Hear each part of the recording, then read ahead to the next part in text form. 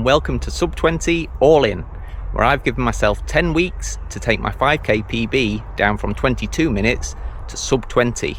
Can it be done? I don't know, but that's what we're here to find out. Thanks for joining me, and here's what happened in week 3.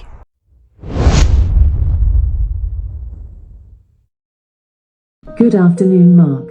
Currently, in North Wingfield it's 22 degrees Celsius with mostly cloudy skies.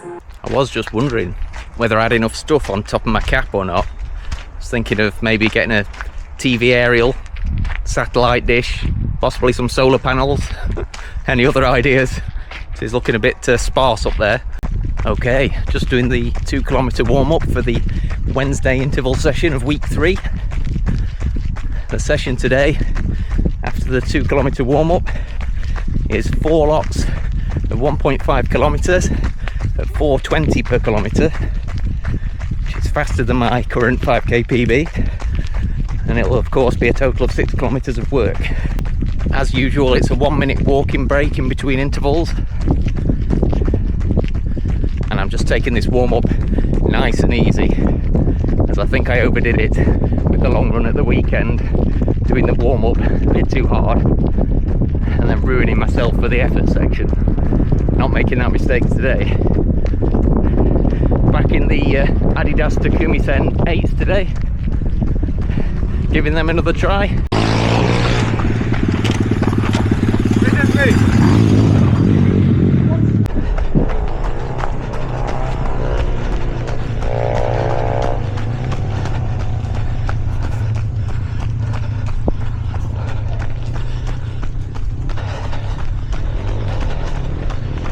We seem to have quad bikes and motorbikes on the trail today, which is a new one.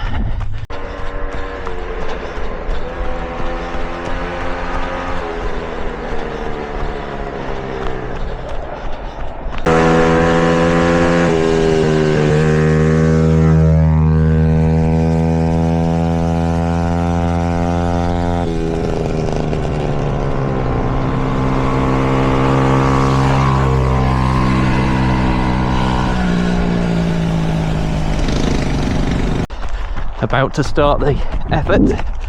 First interval.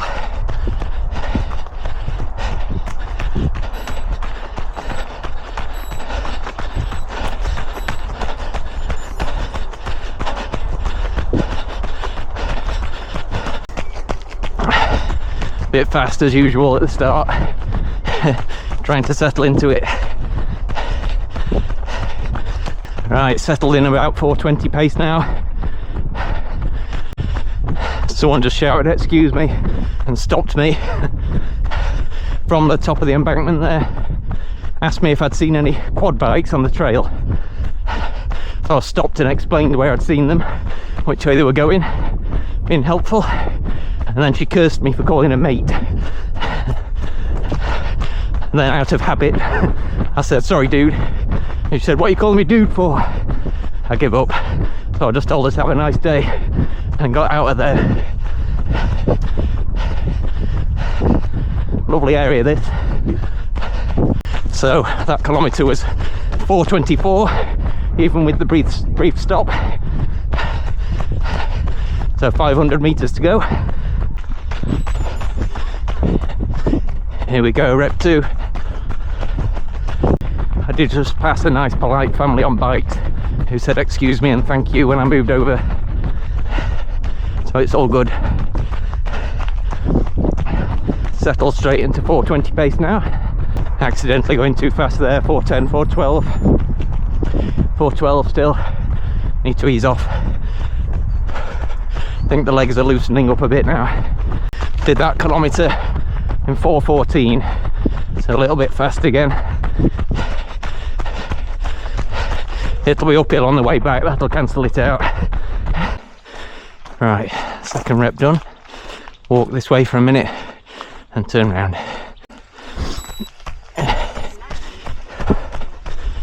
Hiya.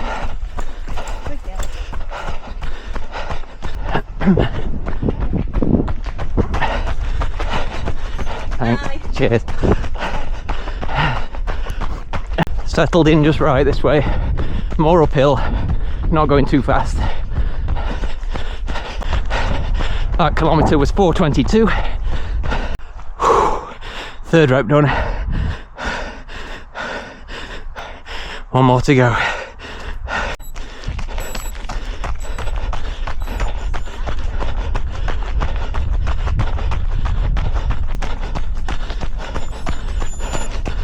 Too fast. 4:04 at the moment. Just had to slow down a bit as I passed some horses.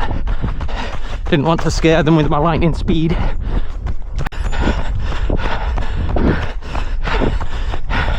.418 that kilometre.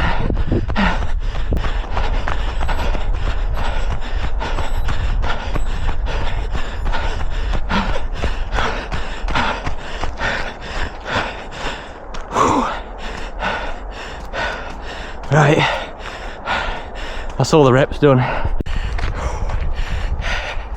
Went pretty well that, apart from nearly being wiped out by motor vehicles on the trail. But yeah, managed to get the paces in well. Another 28 seconds walk and then time for the 2k cool down jog. I'll chat to you after that. Right, all done then. Got another new threshold pace on my watch when I finished. 4:46 per kilometre at 168 beats per minute this time. So I think that's 2 seconds quicker than the last one I got. They're dropping like a stone.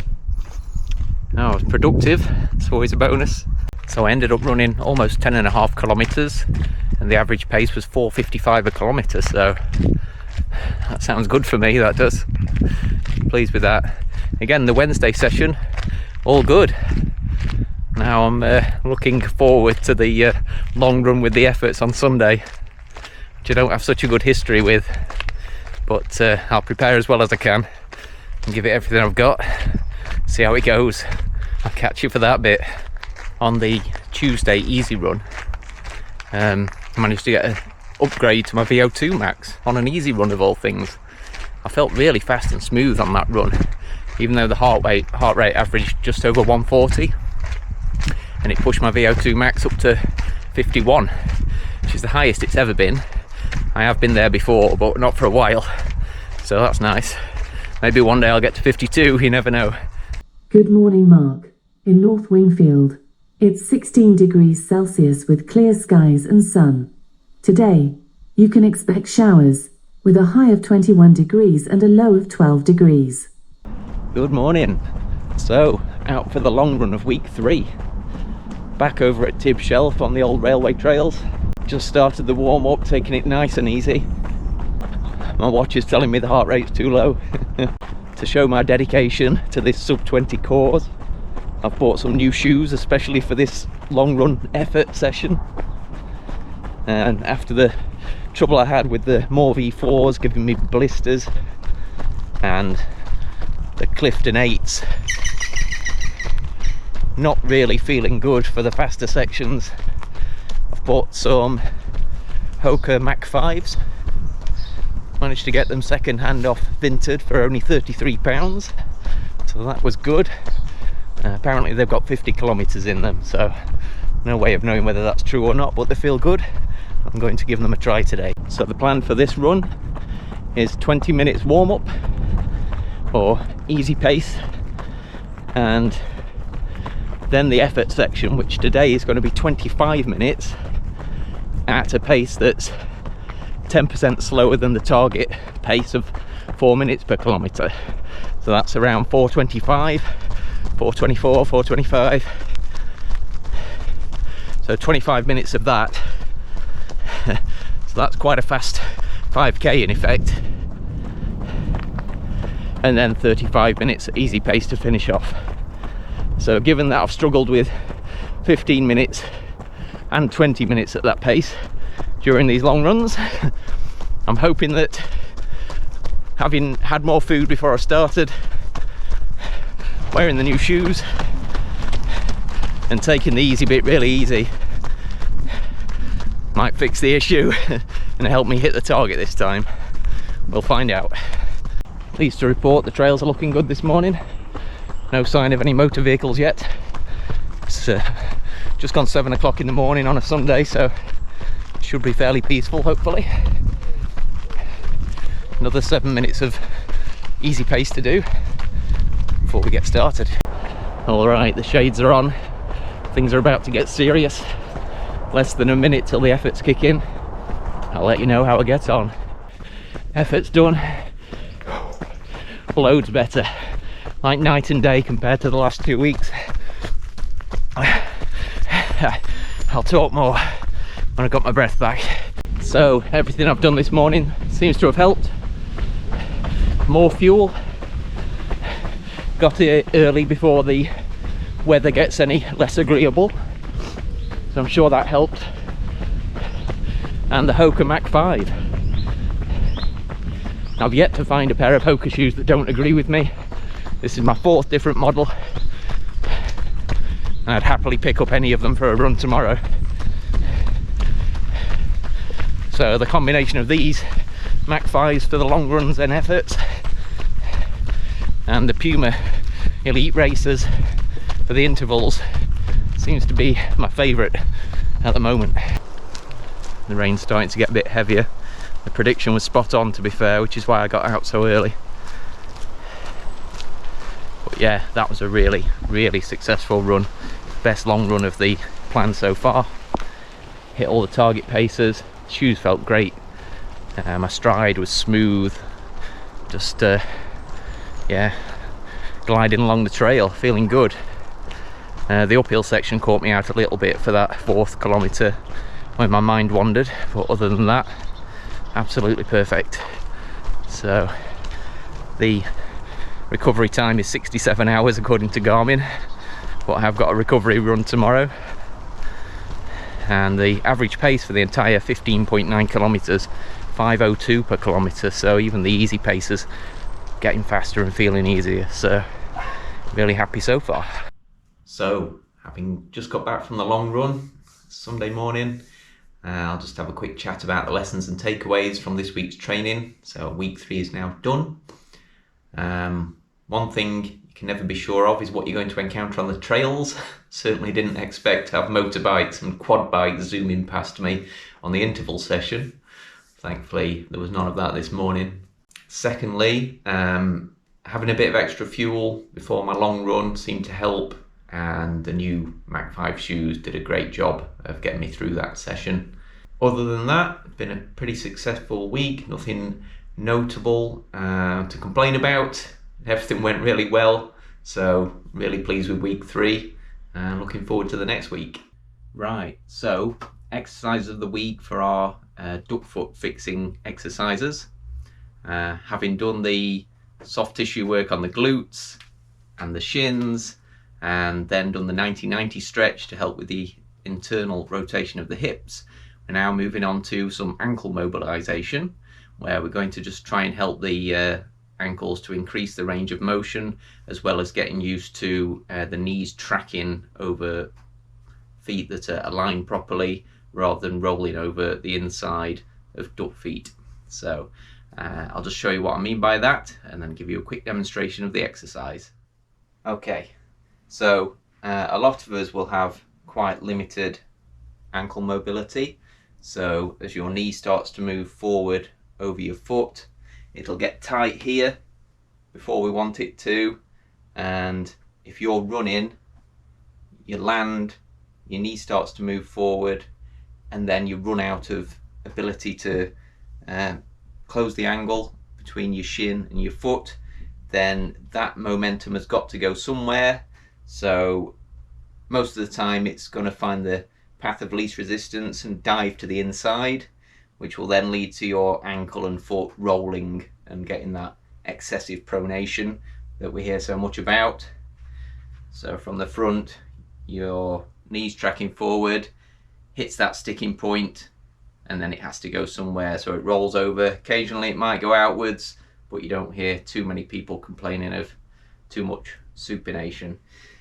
So what we're going to attempt to do is, as well as trying to increase this range of motion and the amount of movement that you can have of your knee traveling over the toes before that heel starts to pop up and you run out of ability to close the gap, then we're also going to try and train our body to get used to the knee tracking over the foot while it's pointing in the correct direction.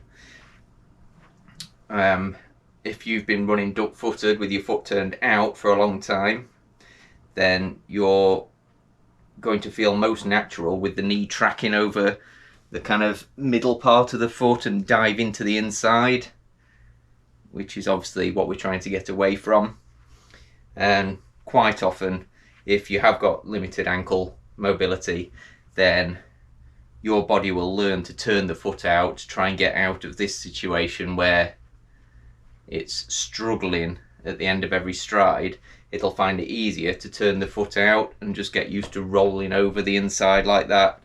And that's kind of its defense mechanism to make things a bit easier during that motion. So let's get on with the exercise. We'll see if we can improve things a bit.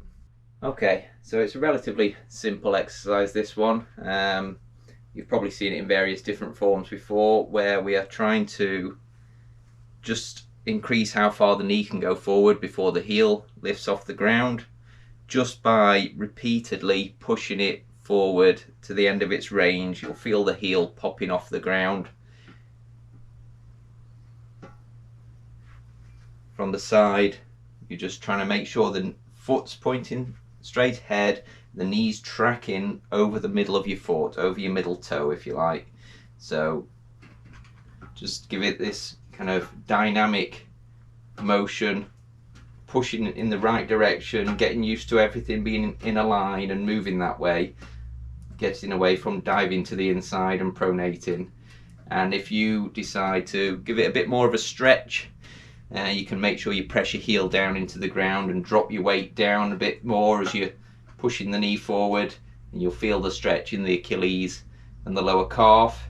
Definitely don't overdo this though, especially if you've got a history of Achilles or calf trouble. Probably steer clear of this one if that's the case, and just stick with whatever exercises you've been given to combat those issues in the past. But yeah, if we want to just increase how far the knee can go forward with everything in alignment, it's just a case of repeatedly pushing it where we want to see it going when we're running, just giving things a mobile stretch, and doing that for about 30 seconds or 30 reps, whichever feels good. I tend to do about 30 reps on each foot. And there we go, easy as that. So I'll just repeat that on the other side and move on to the next movement, which we'll discuss next week.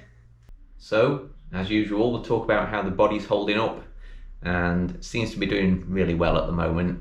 On the first two long runs, I had that little bit of tightness around the left patella tendon. This morning's long run, flew through it, not a murmur from the knee. It felt strong as anything. Didn't notice any issues at all, so that was all good.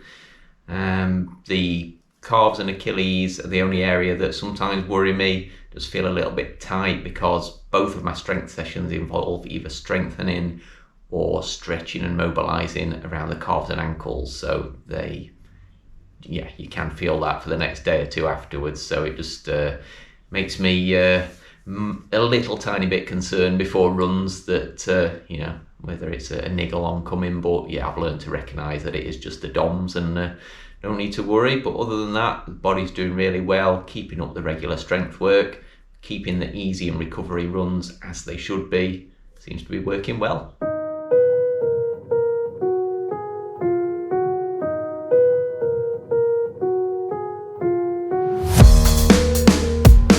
Looking ahead to week 4 then, as you'd expect, the challenge gets greater as the weeks pass by. The interval session, that's going to be more intervals at a faster pace as usual, and then the long run efforts.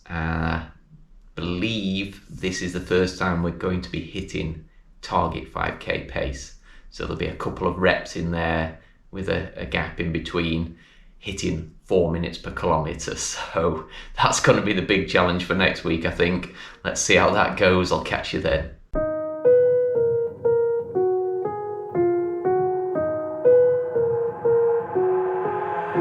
I've got an itch I can't scratch, I'm missing a piece that completes a whole part of me, an open wound scar to see.